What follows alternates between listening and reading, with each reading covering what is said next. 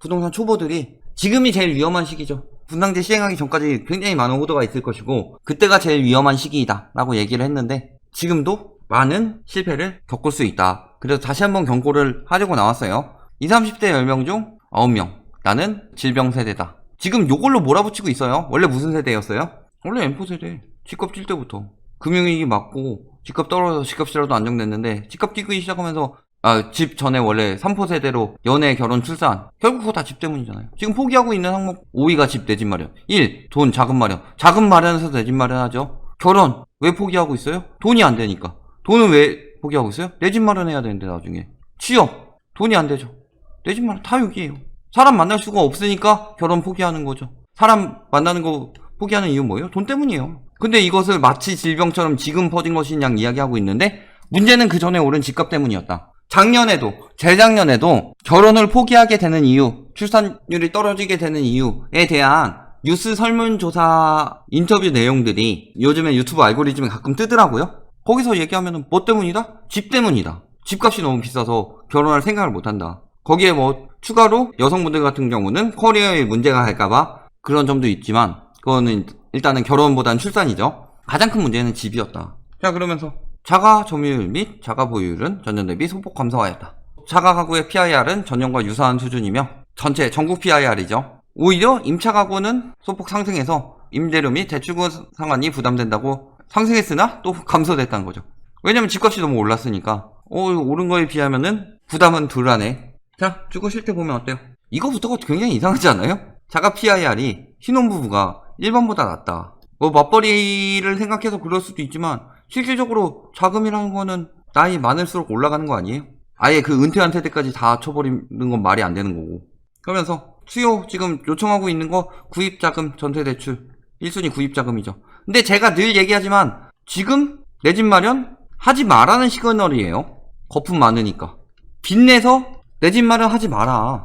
하우스 푸어 된다. 20대 30대들이 가장 원래 소비가 활성화돼야 되는 주체들인데 집 살려고 돈만 모으고 빚내서 집 사느라고 빚 갚느라고 소비를 못하니까 국가가 이 모양 이 꼴이 되는 거고 결국에 지금 거품 빠질 건데 빚내서 집 사게 되면은 집값 떨어지게 되면은 많은 핵심 인구들이 중점적으로 파산하면서 나라에 굉장히 안 좋은 영향을 미치기 때문에 지금 집 사지 마라. 지금 돈 많고 여러 채씩 산 그들만 돈 벌어줘봤자 국가엔 도움이 안 돼요. 그러니까 하지 말라고 사지 말라고 하는 거잖아요. 근데 왜 자꾸 구입 자금에 대해서 해달라고 풀어달라고 하느냐. 자꾸 이런 여론을 만들려고 하느냐. 자, 내 집 마련 어려워진 상공사고. 이제 뭐라 그래요? 그러니까 규제 없는 건 노려라. 그러니까 규제가 없는 곳은 실거주들이 살기 안 좋은 곳이죠. 규제가 왜 없겠어요? 교통이 불편하고 그러니까 미분양이 나던가 집값이 안 오르든가 그러니까 규제가 안 들어간 건데 내 집 마련 어려워진 3040 규제 없는 건 노려라. 그러니까 저런데 지금 팔려고 유도하는 거죠 지금. 그 다음에 청약 전략 하나면 내 집 마련 꿈 성큼. 왜 지금 청약해요? 전세값 최고가 행진 늦기 전에 내 집 마련하자. 자, 전세값 최고가 행진 지금 매매가 떨어지면은 대기 수요 늘어나면서 전세가 오른다고 그러는데 매매가와 전세가는 늘 대부분 정비를 했어요. 여태까지. 늦기 전에 내 집 마련 할 때가 아니죠. 아니 매매가는 떨어지는데 여기서 전세가 더 올라가지고 모든 집이 전세가가 매매가보다 비싸지는 상황이 올까요? 말도 안 되는 소리죠. 월급 200만원으로 내 집 마련하는 법 뭐예요? 빚. 줍줍했니? 로또 열풍에 이은 줍줍 열풍. 누가 줍줍했어요? 내 집 마련 하는 젊은 세대들 자가 점유율이 늘었잖아요. 현금 부자들이 집을 샀어요. 처분했죠. 그 다음에 이제 심지어 신축 빌라 분양 얘기했죠. 신축 빌라는 안 팔려요. 내 집 마련 평생 사실 거면 해도 돼요. 단 신축 빌라가 들어오는 지역 같은 경우는 아무래도 아파트가 들어오는 지역보다 인프라는 부족하고 그 다음에 신축 빌라 자체가 이사를 가야 할 때 팔기가 굉장히 힘들다라는 점을 알아두셔야 되는 거죠. 그러면서 이제 또 분양으로 줍줍도 10만 명 몰렸다. 줍줍이 10만 명 몰렸다는 건 미계약 났다는 소리죠. 전매제한 확대 앞두고 들썩이는 분양권 아파트보다 더 올라. 사세요 니들끼리. 실거주만 안 걸려들면 됩니다. 실거주는 앞으로 전매제한 시행되게 되면은 청약 경쟁률 떨어지면서 청약으로 내 집 마련하기 쉬워지니까 굳이 피 주고 분양권 살 필요가 없다고 그랬죠. 인구 15만 명 광양 아파트 청약에 2만 명이 몰렸다. 청약 통장만 넣으면 다 몰린 건 아니죠. 얘기하지만 굉장히 가수요가 많다. 지금 그러니까 자꾸 이렇게 많이 나온 것들만 계속 보여주고 있는 거죠. 저번에도 저희 기사 올렸을 때 양극화 된다는 기사 올렸을 때 엄청 많이 몰렸다는 기사들은 앞다투어 올라오는 반면에 조금만 청약 0점 몇 대 1밖에 안 나왔다, 0대 1 나왔다, 이런 기사들은 매우 적었죠. 방해되니까. 그런 기사들은 다운계약 판친다, 불법으로 이렇게 다운계약하고 있다는 거죠. 걸리면은 손해보는 거죠. 지금 이런 거 하면은 개손해죠. 다운계약 해주지 마요. 매도자 우위시장 아니에요. 지금 우위시장인 것처럼 자꾸 기사를 내고 해서 그런 건데, 실질적으로 망해가는 사람, 파산하는 사람들은 늘어나고 있고, 집을 살 수 있는 여력이 되는 사람들은 줄어가고 있는데, 어떻게 이게 매도자 우위시장이 계속 유지가 될 수가 있죠? 말도 안 되는 거죠. 근데 분양권 거래 급증하고 있다. 이거 다 뭐 때문이에요? 분양제 때문에 공급 부족되니까 신축 아파트 사라, 이런 얘기 하는 거죠.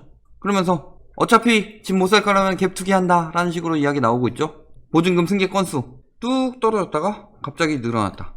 구매 절반이 갭 투기다, 이런 식으로 이야기 하는데, 실질적으로 지금 갭 투기 뭐 때문이에요? 물론 요때 9.13 이전에야 갭 투기 많이 들어갔었죠. 근데 지금 갭 투기 뭐 때문이에요? 올해 엄청나게 늘어났다고, 120 몇 프로 늘었다고 그랬잖아요. 자금 출처 계획서 피하기 위해서, 혹은 대출 규제 피하기 위해서. 그러니까 20, 30대들이 갭 투기에 올인한 게 아니라 이거 피하고, 특히 대출 규제 피하기 위해서 뭐 전세인 것처럼 해가지고 뭐 남편이 임대인, 아내가 임차인, 혹은 부모가 임차인으로 해서 자금 출처 계획서 피해가지고 그런 식으로 하는 거지. 무슨 지금 20, 30대들이 저렇게 여러 채 투기할 돈이나 돼요? 얼마나 많은 20, 30대들이? 말도 안 되는 거죠. 엄청나게 늘었다. 임대용 주택 목적별 거래 증가율 124%나 증가했다. 이거 다 뭐예요? 아까 얘기했던 자금 출처 피하고 대출 규제 피하는 거예요. 대출 많이 받으려고. 왜? 8억짜리 집을 40% 나오면은 일반적으로 대출 가능한 건 얼마예요? 3억 2천이죠. 그런데 8억짜리 집을 아내한테 한 7억에 전세를 내주고, 여기서 전세로 80% 받으면 어떻게 돼요? 5억 6천까지 나오니까 이쪽에 대출이 더 많이 받을 수 있죠. 왜 지방갭 투기가 증가하겠어요? 그 와중에도 더 올리고 자빠져서 서울을 들어갈 수가 없으니까 지방으로 늘어나는 거죠. 그러니까 이제 어디로 유도하고 있어요? 오피스텔. 지금 서울 오피스텔 깡통 얘기 나오고 있죠. 그리고 그 외 지역들 오피스텔은 어때요? 전세, 월세, 매매 다 감소하고 있다. 삼중고 겪고 있죠.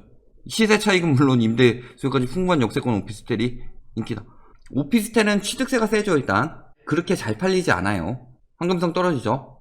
거기다가 감가상각 심각하죠. 오피스텔 재건축하는 경우 많지 않죠. 그런데 뭐라고 그래요? 이거 피하려고 오피스텔 시장으로 몰린다.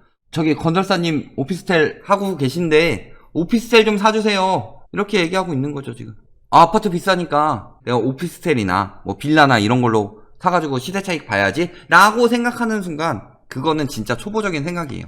오피스텔은 월세에서 임대료 받는 목적으로 해야지, 전세 놓고서 갭 투기해가지고 시세 차익 보겠다는 건 굉장히 멍청한 짓이다. 최근에 아파트 싸게 해줄게요 지주택 절대 하지 말라고 그랬죠. 주변에 지주택이 있으면 많이 추천해주세요. 저 사람 망하게 해야 되겠다. 그 다음에 저희 수익형 호텔 하지 말라고 그랬죠. 요거 할 때 뭐 연수인 8% 보장해준다고 그랬는데, 근데 왜 분양이 안 돼요? 이렇게나 잘 되는데, 중국인들이 사기로 했었는데 안 사기로 했대요. 그런 식으로 사드 배치하면서 사기로 했는데 안 사기로 해가지고 저기 나온 거니까 엄청 좋은 물건들이다. 근데 뭐예요 결국? 파산. 8%가 나올 수가 있어요. 자, 기획부동산 이런 것들 피해가라. 일당 7만원 받고 경매도 배운다. 일당 7만원 준 다음에 그 사기꾼들 쓰는 수법 있죠. 처음에 돈 열심히 버는 것처럼 갖다 주다가 나중에 큰 돈 하게 내놓으면은 그거 먹고 튀는 거.